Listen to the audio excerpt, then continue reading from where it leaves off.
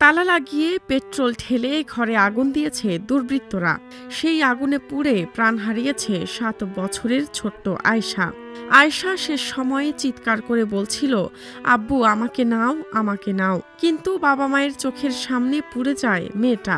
লক্ষ্মীপুরের ভবানীগঞ্জের চরমনসা গ্রামে শুক্রবার দিবাগত রাতে এ ঘটনা ঘটে।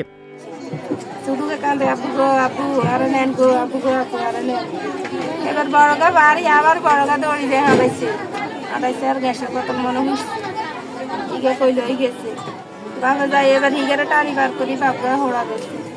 ভবানীগঞ্জ ইউনিয়ন বিএনপির সহ সাংগঠনিক সম্পাদক এবং সুতারগোপ্তা বাজারের সার ও কীটনাশক ব্যবসায়ী বেলাল হোসেনের বাড়িতে আগুন দেয় দুর্বৃত্তরা। এ ঘটনার সময় তিনি তার স্ত্রী নাজমা বেগম আর ৩ মেয়ে ঘরে ছিলেন। ২ মেয়ে আর স্ত্রীকে নিয়ে বেলাল বের হতে পারলেও ছোট মেয়েকে বের করতে পারেননি। আগুনে বেলাল হোসেনের ঘরটিও পুড়ে ছাই হয়ে গেছে।